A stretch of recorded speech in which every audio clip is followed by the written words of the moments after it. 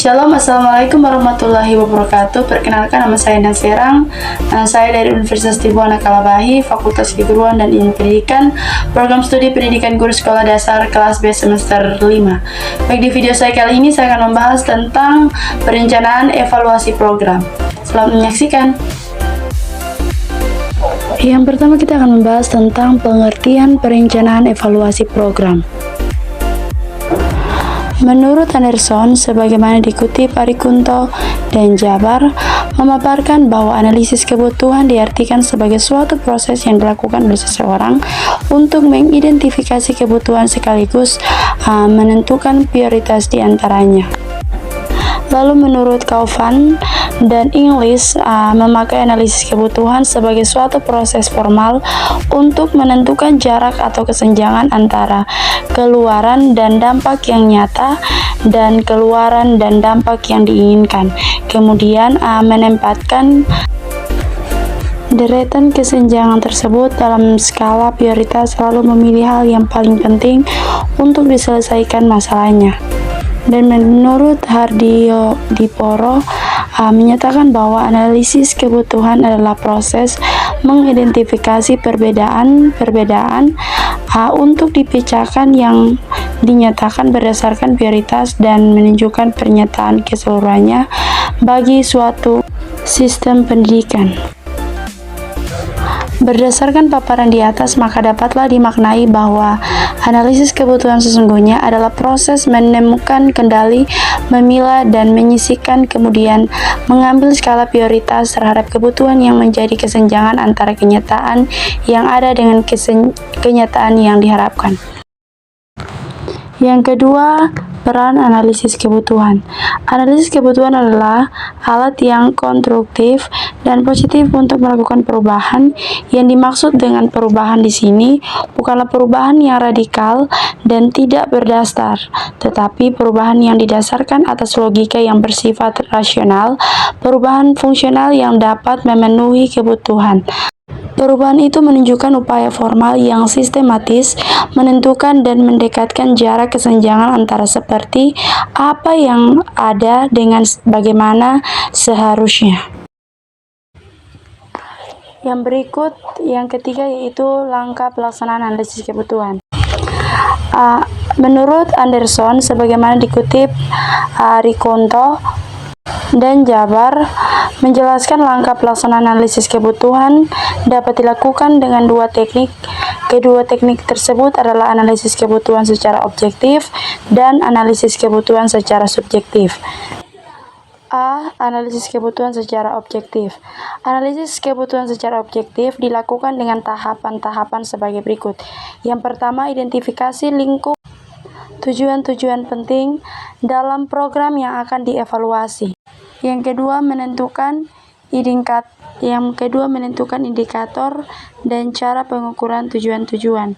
Yang ketiga, menyusun kriteria atau standar untuk tiap-tiap indikator dengan acuan pedoman atau acuan apa saja yang ada dalam sistem dan bidang yang dievaluasi. Yang berikut, analisis kebutuhan secara subjektif. Analisis kebutuhan secara subjektif dilakukan dengan tahapan-tahapan sebagai berikut. Yang pertama, mengidentifikasi tujuan-tujuan penting dalam program yang akan dievaluasi. Yang kedua, menentukan pilihan kriteria yang sesuai dengan setiap tujuan masing-masing bidang dan indikator. Dalam langkah ini, evaluator perlu mengumpulkan banyak bukti formal yang akan digunakan untuk dasar pertimbangan kebutuhan. B. Penjadwalan. Kegiatan evaluasi diharapkan selesai dalam waktu yang diberikan. Jika evaluasi tidak selesai dalam waktu yang dialokasikan, tambahan biaya tidak disediakan kecuali jika dibuat ketentuan khusus untuk itu.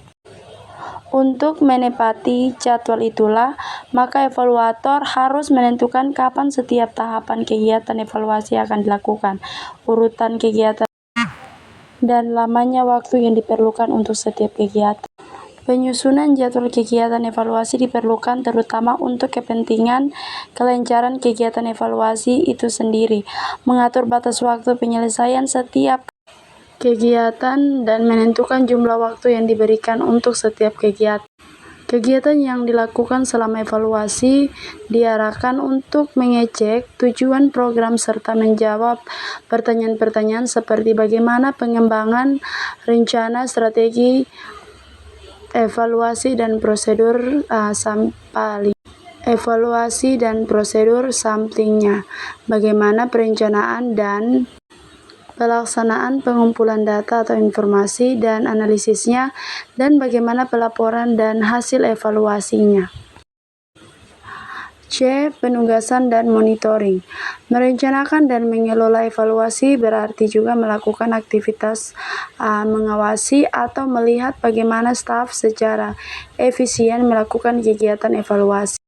Berbagai informasi harus dikumpulkan, misalnya informasi tentang jumlah waktu yang dibutuhkan untuk setiap kegiatan, bagaimana setiap kegiatan diselesaikan, dan masalah-masalah apa saja yang timbul. Informasi ini dapat dikumpulkan dengan berbagai cara, mulai dari sistem pelaporan yang terstruktur sampai dengan pertemuan informasi dengan staf. Siapa yang akan bertanggung jawab dalam evaluasi harus jelas. Suatu daftar tentang siapa menjadi penanggung jawab kegiatan apa haruslah dibuat terlebih dahulu. Apabila evaluator melibatkan suatu tim yang cukup besar, maka mekanisme kerja tenaga yang ada harus direncanakan dan dikelola dengan baik. Yang berikut, pembiayaan. Masalah pembiayaan evaluasi merupakan hal yang perlu dikelola secara efektif dan efisien. Dalam perencanaan evaluasi, hendaknya dicantumkan dengan jelas segala jenis biaya beserta jumlah biaya yang diperlukan. Biaya evaluasi biasanya meliputi komponen-komponen gaji kesultanan, perjalanan dan lumpusum, pencetakan dan pengiriman rapat dan pertemuan, pengolahan data, alat bahan dan ongkos sewa, biaya komunikasi, pajak, dan lain-lain.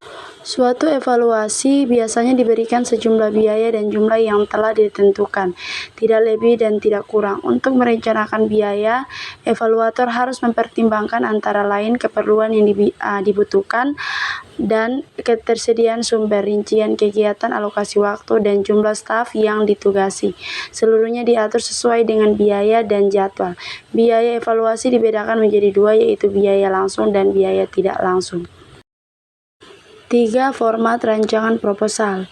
Format proposal evaluasi program pada umumnya bervariasi, namun demikian tidak jauh berbeda substansinya. Substansi atau sistematika proposal tergantung pada ketentuan yang diberlakukan di institusi tertentu maupun tujuan dilakukannya evaluasi program.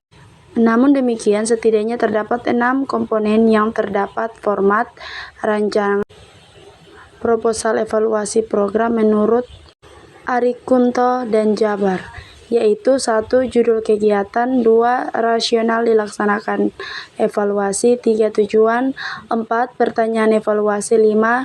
Metodologi yang digunakan, dan yang terakhir prosedur dan langkah-langkah kegiatan. Berikut penjelasannya. 1. Menentukan objek atau sasaran evaluasi. Apa yang akan dievaluasi? Apabila menjadi pertanyaan ini berarti telah menentukan objek evaluasi. Nyatakanlah apa yang akan dievaluasi tersebut dan rumuskan secara pasti. Untuk menentukan objek ini perlu ada kesepakatan dengan penanggung jawab program yang menjadi sponsor kegiatan evaluasi. Yang kedua, merumuskan tujuan evaluasi.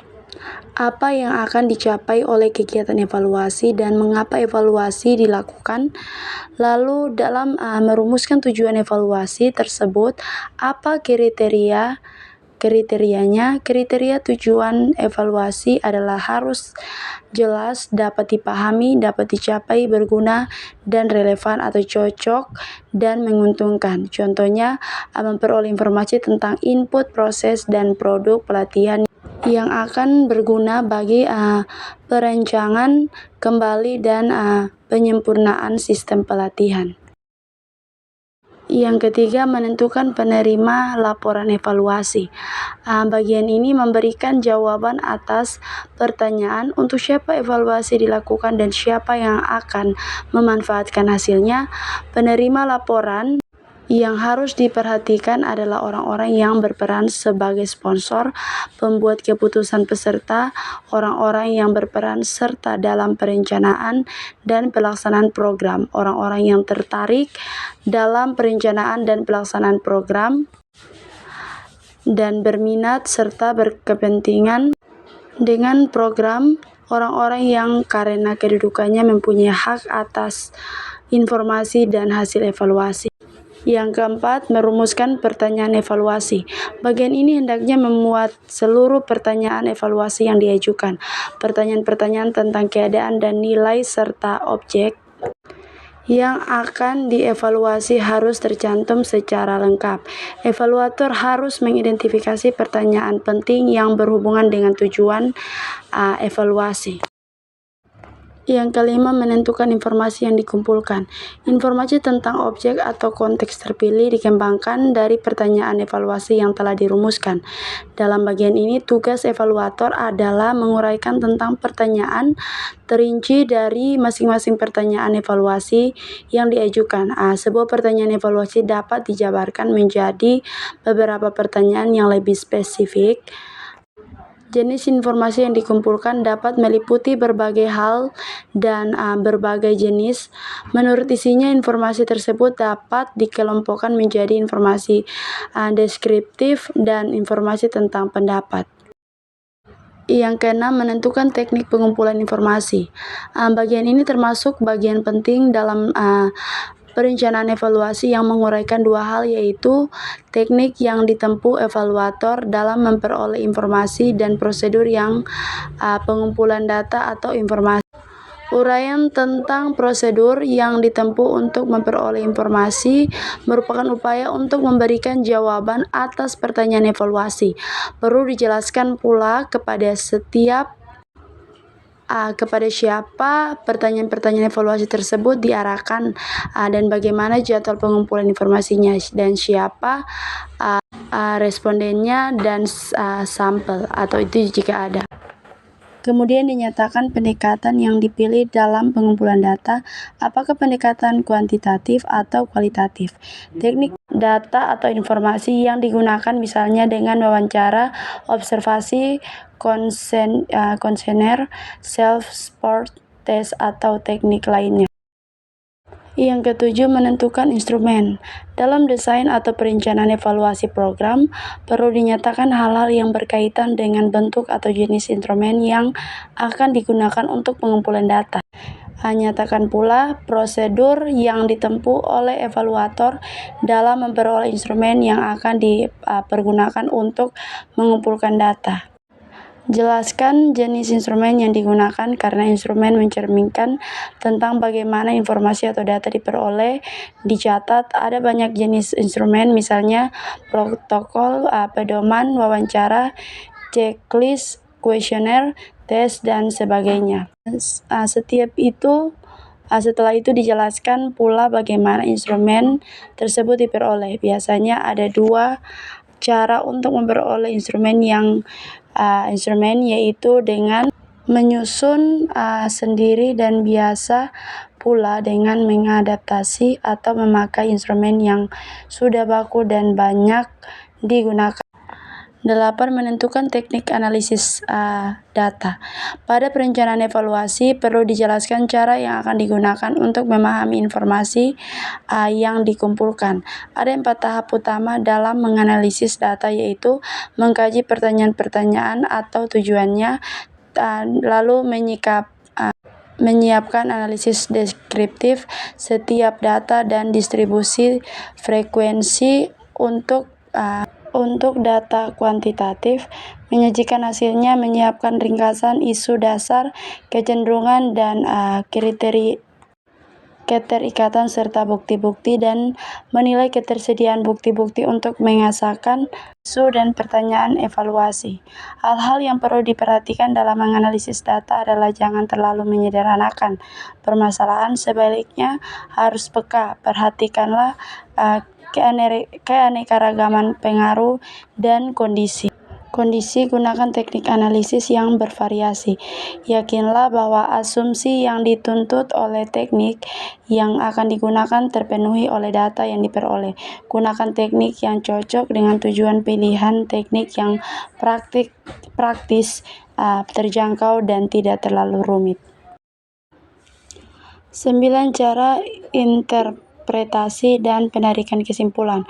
Suatu desain evaluasi hendaknya memuat dan menjelaskan bagaimana cara mendapatkan nilai-nilai dan arti informasi yang dikumpulkan dan kriteria apa yang dipergunakan untuk menilai, menginterpretasikan, atau menafsirkan adalah memberikan makna dari hasil analisis, memutuskan signifikansi dan implikasi data yang disajikan.